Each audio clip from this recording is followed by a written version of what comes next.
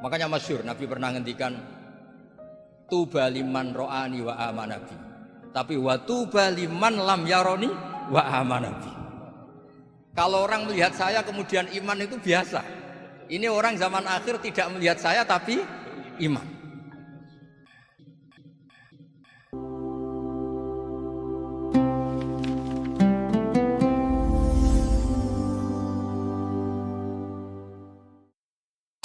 Assalamualaikum warahmatullahi wabarakatuh. Bismillahirrahmanirrahim. Rabbi shrah li sadri wa yassir li amri wahlul 'uqdatam min lisani yafqahu qawli. Allahumma shalli wa sallim wa barik ala sayyidina Maulana Muhammadin wa ala alihi wa sahbihi asmin nama ba'du. Begini nggih, kalau cerita ilmiah nanti saya baca hadisnya. Ada kelebihan kita jadi manusia itu justru karena ketidaktahuan kita. Kita tentu hingga detik ini tidak melihat surga langsung, tidak melihat neraka langsung. Apalagi melihat Allah Subhanahu wa ta'ala. Tapi selalu ada teori. Dan ini dibenarkan oleh semua ulama karena ini nas. Nas itu mansus. Gini ku di antara kelebihan Rasulullah SAW adalah diutus kafatan linnas untuk semua orang. Sehingga ada orang ditanya, dengan apa kamu tahu kalau Tuhan itu satu? Orang ini dengan enteng menjawab, innal isnaini, angka 2, 3, 4 dan seterusnya. Nisbatu dzalika ilal wahid nisbatul far'i ilal asli. Jadi segampang itu nerangkan ayat qul huwallahu ahad. Allah itu satu. Karena angka itu 2, 3 sampai 1 miliar 1 triliun. Nisbatu dzalika ilal wahid nisbatul far'i ilal asli. Semua itu asal usulnya satu. Begitu juga begitu gampangnya Syekh Nawawi Al-Bantani menerangkan kenapa bismillah itu dimulai ba. Huruf hijaiyah kan alif, tapi kalau bismillah dimulai dari satu ba. Ba itu ada titik satu. Anda gambar kambing, gambar apa saja, gambar Anda entah baik entah jelek, itu tetap dimulai satu titik. Nah, satu titik ini disebut nuqtatil wujud, asal usul wujud. Sebab itu kitab I'anatul Thalibin, tadi Habib Nabil cerita sanad-sanadnya Mbah Mun. Sebetulnya kalau boleh angkuh, yang berhak cerita itu saya, karena kitabnya milik saya.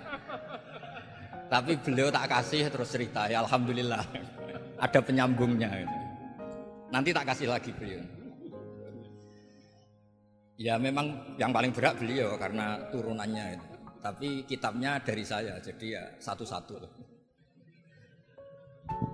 Kitab I'anatul Thalibin itu dikarang oleh ulama top, namanya Sayyid Abi Bakar Syato. Beliau punya murid yang sangat terkenal di Indonesia, namanya Syekh Mahfud At-Turmusi. Syekh Mahfud ini punya murid diantaranya yang paling terkenal tentu Mbah Hashim sama Mbah Ahmad Dahlan, pendiri Muhammadiyah. Jadi kemudian kitab I'anah ini populer sekali untuk menerangkan fikih-fikih di Indonesia. Termasuk cerita bahwa wujubul jihad itu wujubul wasa'il lal maqasid. Jadi jihad itu wajib, itu wujubul wasa'il lal maqasid. Sama cari di sarah. Sekiranya dakwah itu bisa tidak dengan jihad, dengan pengajian kayak Majelis Rasulullah, kayak Majelis Nurul Mustafa, kayak kiai-kiai kampung, itu sudah cukup karena sudah isolul maksud, orang sudah menjadi kenal Allah Subhanahu wa ta'ala. Sebab itu ketika Sayyidina Ali diutus di beberapa peristiwa termasuk di Khaybar, Sayyidina Ali didhawuhi la ayyahdiyawu bika rajulan wahidan khairan laka min humrin na'am. Ada satu saja yang Islam karena kamu itu lebih baik daripada kemenangan.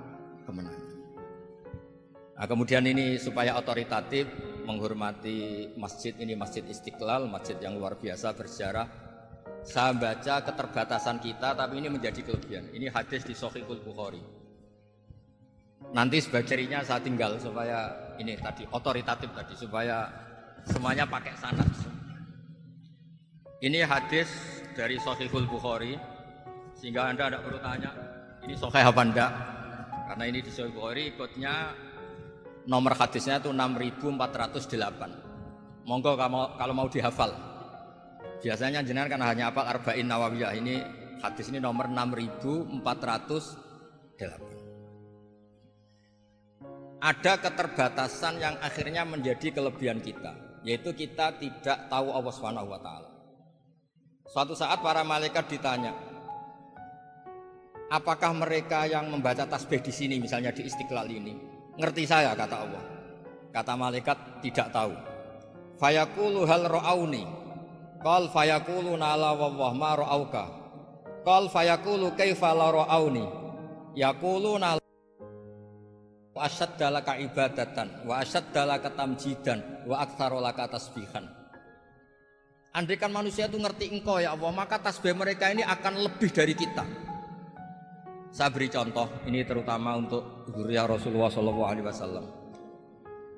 Nabi itu manusia, basar, tapi lakal basar.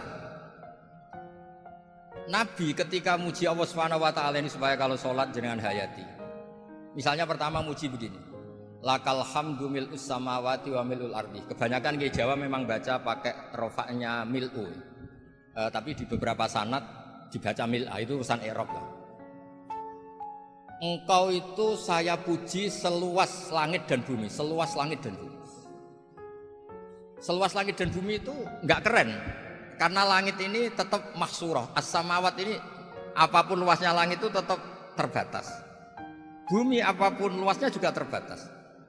Apa yang diteruskan oleh Rasulullah SAW? Wa mil'u ma syi'ta min syai'in ba'd.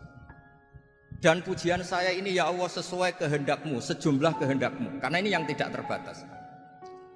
Begitu juga ketika Nabi dengan keterbatasan sebagai manusia, bukan sebagai Habibullah, atas nama manusia. Nabi itu punya dua sisi, kadang sebagai basar, kadang sebagai Habibullah. Dan sama-sama penting untuk mengawal Islam ini. Saya ulang lagi, sama-sama penting untuk mengawal Islam ini. Ketika Nabi sebagai basar ngendikan begini, la nuhsi Allahumma lakal hamdu hamda yuwafi ni'amaka, misalnya pakai mukhatab, wa yukafi mazidak. Saya memuji engkau ya Allah dengan pujian yang sesuai jumlah nikmatmu, wa yukafi mazidak, dan bisa berserasian dengan tambahan-tambahan nikmatmu. Tapi apapun luasnya nikmat itu terbatas, sehingga Nabi nambahi, la ukhsi thana'an alaika anta kama atneta ala nafsik. Saya muji ini tidak terhitung, sama sejumlah pujian yang engkau lakukan. La uksi atau la nuksi thana alika anta kama atneta ala nafsi. Sehingga ini kreasi-kreasi Bani Adam yang malaikat itu tidak bisa. Saya ulang lagi, ini kreasi-kreasi Bani Adam yang bakat malaikat itu tidak bisa. Ini saya baca di kitab Fathul Bari, ini sarahnya kitab Bukhari. Kata Imam, ini saya ulang lagi, ini kata Imam Ibnu Hajar al-Asqalani, pensarah terbaik Bukhari. Jadi Sahihul Bukhari itu punya sarah paling terkenal namanya Fathul Bari. Itu gurunya Syekh Zakaria Al-Ansari. Syekh Zakaria itu dikenal sebagai Syekhul Islam. Itu berkahnya punya guru alim banget, kereng. Ibnu Hajar al-Asqalani itu kereng itu keras. Kalau muridnya tidak bisa itu keras sekali, tapi urusan ngaji saja. Terus punya murid itu pinter sekali, namanya Ibnu Hajar al-Haytami. Jadi beliau kalau mau ngaji ya susah, karena gurunya itu alim, nyuruh baca. Kalau mau ngajar ya susah, muridnya itu alim, takut salah. Jadi akhirnya pinter. Orang punya murid alim alama itu kan bingung. Makanya saya tidak suka kalau Profesor Nazar ngaji saya, nanti ngoreksi repot. Sudah gitu Islamnya beliau formal karena Menteri Agama, saya non formal. Lama-lama Islamnya beliau legal, saya ilegal. Kan jadi repot nanti. Makanya tadi tak bully, tak cocokkan. Kalau jenengan Menteri Agama sampai akhirat berarti top. Tapi kayaknya di akhirat saya yang ngelamar jadi Menteri Agama. Enggak ada, ini enggak penting. Ini hanya gejolokan saja supaya kelihatan bahwa menteri pun juga warga Indonesia. Begini kata Ibnu Hajar al-Asqalani, ini saya baca ya supaya penghormatan saya sama Habib Umar Habib. Saya ini baca kitab beliau khatam serius, namanya Taujihun Nabi li Mardhati Bari, yang ditulis oleh Ustadz Fahmi bin Ali bin Ubaidun. Saya baca banyak, termasuk ketika beliau punya manhaj yang tidak populer, kata beliau fala budda antuwattina nafsaka ala annana khudamatu hadal kaun. Kamu harus yakin bahwa tugas kiai, tugas ulama itu khudamatu hadal kaun, mengkhidmati semua alam raya ini. Dan jangan pernah putus asa, misalnya melihat non muslim terus kamu putus asa, ini non muslim enggak. Bisa saja suatu saat rubbama aslama fakhasuna islamu. Bisa saja dia Islam fakhasuna Islam. Nah, ini wirasah nabawiyah karena dulu Nabi ketika dari kampung Abdi Yalil dan disakiti, malaikat Jibal itu usul supaya kampung itu dihabisi. Kata Nabi apa? La bal arju ayukhrijawah min aslabihim ma ya'budullaha wa la yusyriku bihi syai'an. Bisa saja bapaknya masih kafir, anaknya Islam, cucu-cucunya napa? Islam. Kayak apa Nabi itu? Rojaknya Masya Allah. Nah kemudian ini kembali ke tasbih tadi. Kata Ibnu Hajar al-Asqalani, yukhadu min hadal hadis anna dzikral hasil min bani Adam a'la wa asyrafu min adzikri al-hasil min al-malaikah li husuli dzikril adamin ma'a kasratis syawaghil wa wujudis sawarif wa sudurihi fi alamil ghaibi bi khilafil malaikati fi dzalika kullih. Jadi kita ini enggak melihat Allah langsung, enggak melihat surga langsung, enggak melihat neraka langsung. Tapi cara kita zikir, wis nak wis di neraka yo nuwangis tenan. Padahal yo ora mesti mlebu neraka, lha nuwangis tenanan. Kayak apa iman kita? Nah, iman seperti ini sesuai kriteria awal sing dikersakno Allah, alladzina yu'minuna bil ghaib. Maka andekan saya ini kok dikasih mukasyafah sama Allah untuk melihat surga, saya milih enggak melihat supaya ngikuti yang tetap gaib. Nanti kalau saya melihat langsung kemudian iman, kata Allah, akeh tunggali aku iman mau melihat itu. Jadi kadang-kadang keterbatasan kita ini penting. Makanya masyhur Nabi pernah ngendikan tuba liman ro'ani wa amanabi. Tapi wa tuba liman lam yaroni wa amanabi. Kalau orang melihat saya kemudian iman itu biasa. Ini orang zaman akhir tidak melihat saya tapi iman. Kadang-kadang itu enggak lewat Habib yang ganteng itu enggak, lewat Mudin. Terus Mudin di kampung rapati di duit, ini mulang tauhid ya mandi. Islam itu digawa Habib ya mandi, digawa menteri ya mandi, digawa Mudin ya mandi. Karena Islam itu kafatal, napa kafatal. Nah yang enggak dipunyai malaikat adalah tadi seperti cerita saya tentang Imam Amudi. Segampang itu. Makanya di tradisi pondoknya Mbah Maimun itu ada tradisi qaddimid dirayah ala riwayah. Logika riwayat itu penting karena itu menjadi nyaman. Ya kayak tadi, Allah itu satu. Ketika kita berpikir angka 2, 3 sampai sekian miliar, sekian triliun, nisbatu dzalika ilal wahid, nisbatul far'i ilal asl. Semua itu dibanding angka 1 adalah cabang. Gambar kayak apa ruwetnya dinisbatkan asal usulnya mesti satu nuktoh, yaitu satu titik. Nah satu titik ini kata pengarang Ihanatul Thalibin bi kana makana wa bi yakunu maya. Nah kemudian terakhir ini enggak boleh lama-lama. Kalau lama-lama nanti sampean pinternya nyanyi saya. Sudah. Tapi enggak apa-apa lah. Saya ini termasuk kiai yang sudah diundang. Ini termasuk Pak MPR, enggak boleh ngundang saya. Pak Nusron apalagi enggak boleh. Itu kalau di kampung sama saya hormat, kalau di sini kok kayak menteri gitu. Menteri betul tapi. Lah wong gurunya dia itu teman saya gitu. Jadi tanya ini kalau enggak percaya. Makanya kalau sama saya beliau cium tangan, saya sebetulnya ya enggak siap dicium tangan menteri itu enggak siap. Apalagi dihormati Pak Nazar enggak siap saya. Nanti dikira minta haji malah repot. repot. Saya ini tadi bisik-bisik itu urusannya ilmu tasawuf, ya ada urusannya dengan haji. Nah, cocokan. Kenapa beliau suka ilmu tasawuf? Saya kan sering lihat beliau ceramah di TV. Katanya obat Gus obat. Orang kalau belajar tasawuf kan kepenak itu. Kayak wis ahli swarga kan kepenak di tasawuf itu kan mang. Sekarang saya cerita tentang ini karena bidang yang saya tekuni. Ada kitab tentang ulumul Quran namanya Al-Mufradat fi Gharibil Quran. Dikarang oleh Ar-Raghib Al-Aswihani. Ini kitab luar biasa. Di situ hanya cerita lafat-lafat per kata. Saya tadi sebelum kesini ngajar dulu di pondoknya Beki, Baitul Qurannya Pak Kures. Karena memang saya termasuk pengajar di sana. Artinya kalau saya sering ke situ jangan iri, memang saya termasuk pengajar di sana. Termasuk pengajar yang keren. Keren itu artinya pakai referensi, bukan asal. Begini kata kitab itu.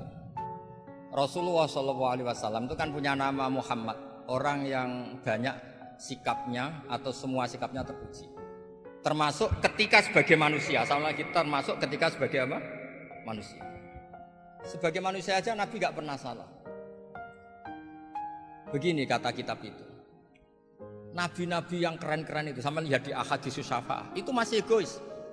Ketika ada haulul mauqif, ada prahara mauqif, itu semua nabi bilang nafsi, nafsi, nafsi, nafsi. Ketika dimintai syafaat bilang nafsi, nafsi. Tapi Rasulullah SAW itu beliau ngendikan ummati, ummati. Dan beliau ketika dimintai syafaat kata beliau, sudah, analah, saya bisa memberi syafaat. Kata beliau, fa-akhirru lillahi ta'ala sajidan fayaqulu li ya Muhammad irfa' ra'sa wasal tu'tah wasfa' tusaffa. Kayak apa hebatnya Rasulullah SAW? Umumnya para nabi melihat akhirat itu sudah akhir dari semua amal. Itu menurut Nabi Muhammad gak keren. Allah itu gak bisa didikte akhirat. Allah itu Tuhan, tetap yaf'alu ma yasha. Jadi gak bisa misalnya sudah akhirat orang nyuwun sewu terus tanya, ya Rasulullah ini sudah akhirat kok jenengan sujud bareng ini gimana? Ini sudah enggak darul amal tapi ini darul jaza. Tidak bisa. Akhirat enggak bisa dibatasi. Karena akhirat enggak bisa membatasi Allah, Nabi tetap dengan rileksnya minta sama Allah. Fa ahmaduhu bima hamida 'allamani ya rabbi. Kemudian saat itu saya muji-muji Allah dengan pujian yang luar biasa. Terus kata kitab itu, fa Muhammadun Ahmadu min ghairihi. Makanya beliau punya nama Ahmad. Ahmad itu afal tafdil, bukan fi'il mudhari' waqi' mutakallim. Ini pernah madrasah dulu di Qudsiyah. Tamat terus. Beliau kalau di rumah hormatnya enggak kayak tadi, lebih dari itu. Tapi di sini pejabat terus. Sembrono kalau di sini itu kenapa itu. Ya tapi enggak apa-apa itu. Tadi sudah dipuji, akhlaknya baik, apa-apa baik, alhamdulillah. Fa Muhammadun Ahmadu min ghairihi. Ketika para nabi gak bisa muji Allah di mahsyar, bahkan mereka itu nyuwun sewu egois, hanya mikir diri sendiri, nafsi-nafsi. Rasulullah Muhammad ini punya nyali untuk muji Allah dan tetap mengajukan permohonan apa? Disebut fa Muhammadun Ahmadu min ghairi. Sampeyan lihat di Bukhari, di Muslim. Fa Ahmadu fi mahamida 'allamani rabbi. Tetap muji-muji Allah.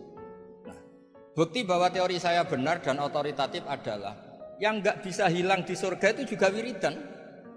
Ketika kita masuk surga, apa kita kegiatannya? Da'wahum fiha subhanakallahumma wa tahiyyatuhum fiha salam wa akhiru da'wahum alhamdulillahi rabbil alamin. Nah, kemudian ini juga yang terus kemudian dinyatakan al-baqiyatus sholihat. Ini kalimat-kalimat yang abadi. Karena apa? Di dunia ya kita bilang subhanallah alhamdulillah, di akhirat dia bilang subhanallah. Kayak apa kerennya kita sebagai Bani Adam? Nah, makanya disebut alladzina yu'minuna bil ghaibi. Wong tidak melihat Allah, tidak melihat surga, tidak melihat neraka, tapi iman kita ini kayak iman sing musyahadah. Iman sing hakul yakin, ainul yakin. Kenapa demikian? Ya karena tadi kita diajari terus menerus oleh Rasulullah SAW. Yang terakhir saya cerita mukjizat. Ini juga terkait dengan betapa mudahnya hadaddin ini di logika, dicerna. Kata Rasulullah SAW, sabda Nabi di hadis, saya ulang lagi ini hadis sahih. Di bab awal Fadailul Quran di Sahihul Bukhari. Dicek kalau nggak percaya dicek. Ma minal anbiya'i nabiyyun illa u'tiya minal ayati ma misluhu amana alaihil bashar. Wa innama kana alladzi utitu wahyan auhahu wa ilayya fa arju an akuna aktsarahum tabi'an yaumal qiyamah. Enggak ada nabi kemudian kecuali dikasih wahyu, dikasih mukjizat. Dan mukjizat ini dahsyat sehingga orang itu dipaksa iman. Kayak Nabi Soleh, ada unta besar keluar dari batu. Nabi Musa punya tongkat dipukulkan ke Laut Merah langsung menyibak jadi daratan. Tapi kata Nabi Muhammad SAW, saya itu tidak punya mukjizat kayak itu, juga gak ingin. Saya ini dikasih mukjizat Al-Quran. Dan saya berharap karena mukjizat Quran ini adalah terus kemudian umatku menjadi yang terbanyak ila yaumil ya. Sekarang kita berlogika. Ini kata kitab Fathul Bari lagi. Kita berlogika. A'jaza yu'jizu i'jazan. Sesuatu yang menjadikan orang lain gak mampu disebut i'jaz. Kemudian karena ayat menjadi mukjizat, sesuatu yang kita sepakat tidak mampu. Nah kalau itu masalahnya, tongkat dipukulkan laut kemudian menjadi kering, kita mampu enggak? Enggak kan? Tapi pertanyaannya, Anda bikin nyamuk mampu ndak? Ndak kan? Anda bikin sapi, bikin unta mampu ndak? Ndak kan? Makanya Nabi Muhammad SAW cukup, sudahlah kamu itu manusia. Bahkan sekedar menciptakan lalat itu tidak bisa. Innallaha la yastahi ayyadriba mathalam ma'ba'udatan. Kemudian mukjizat ini sama Nabi dicontohkan hal-hal yang keseharian kita. Wa min ayatihil lailu wan naharu wasyamsu wal qamar. Sekarang peristiwa laut dibelah Nabi Musa dengan matahari yang nggak pernah turun mesin, itu keren mana coba? Keren matahari yang nggak pernah turun. Terus kata Ibnu Hajar al-Asqalani, li'annal mu'jizat al-madiyah kanat khisyatan tusyahadu bil absor. Kana qati soleh wa asa Musa. Wa mu'jizatul Qur'an tusyahadu bil basirah. Fakana man yattabi'uhu atau yatba'uhu li ajliha aksar. Fa innal ladzi yusyahadu bil absar yang qaridu binqiradi musyahidihi wal ladzi yusyahadu bil basirah bakin. Ya saya ulang lagi, bakin. Ya, bakin terus disaksikan orang sing ja'a badal awali mustamirran. Begini logikanya. Mukjizat kayak nakoti soleh atau Asa Musa yang terkenal. Saya andaikan jadi umatnya Nabi Musa terus dikasih tongkat itu, terus bisa apa coba? Ketika kita punya utang disuruh nyaur ya nggak bisa dipakai jaminan kan. Sudah gitu orang tanya ini asli apa enggak? Kalau asli buktikan, kan ya repot. Tapi kalau kita jadi umatnya Rasulullah SAW ditunggoni Quran, punya banyak masalah resepnya sabar. Kalau nggak bisa sabar ya nyari kiai-kiai tukang ijazah anak menodongannya mandi.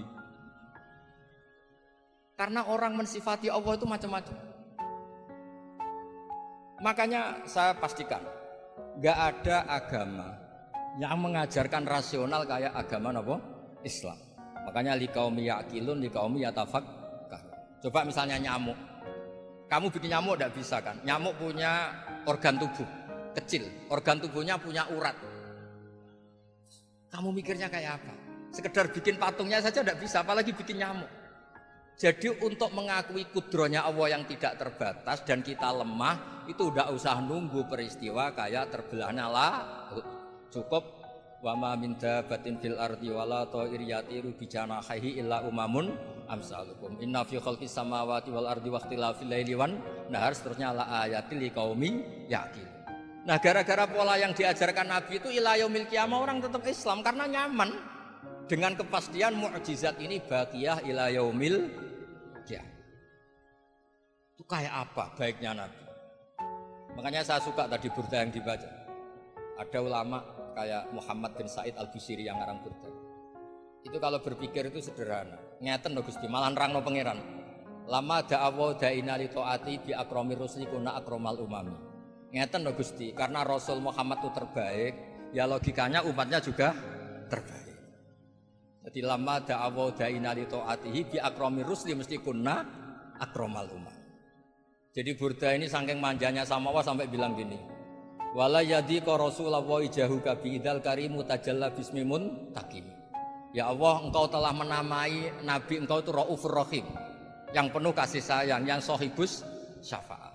Maka ketika engkau ingin nyiksa kami dengan alasan engkau ini al-muntakim, dat yang bisa nyiksa orang maksiat, jenengan harus ingat ya Allah bahwa Nabi kita itu Nabi yang engkau gelari Raufur Rahim. Ya kalau gitu jangan jadi nyiksa. Terus gunanya apa digelari Raufur Rahim ra iso nyafaati gitu. Itu jenenge wala yadhiqa Rasulullah jahuka bi idzal karimu tajalla bismillah. Terus fa inna min judika dunya wa darrataha wa min ulumika ilmal lauhi wal qalam. Dan itu juga yang dibuktikan Rasulullah SAW. Sampai beliau ngendikan likulli nabiyyin da'watun mustajabah wa akhtabi da'wati syafaatan ummati yaumal qiyamah. Semua nabi itu punya doa yang mustajab dan semuanya sudah dipakai di dunia. Tapi saya menyimpan jatah itu supaya saya tetap punya hak syafaat fi yaumil qiyamah. Dan ini bukti-bukti bahwa ilmu yang selama ini diajarkan para habaib, para kiai itu otoritatif. Saya hanya bantu jenengan memastikan kalau hadis itu sahih dimaknai oleh ulama-ulama yang kredibel. Ya, perjanjian terakhir tadi. Saya ini termasuk kiai yang sergap tanya Mas Nusron. Pak Muzani juga pernah ke rumah saya. Meja saya itu isinya ya kitab. Habib Nabil pernah ke kamar isinya kitab. Jadi kalau jenengan ngundang saya itu berhadapan-hadapan sama hukumnya Allah. yaitu ganggu orang belajar gitu aja.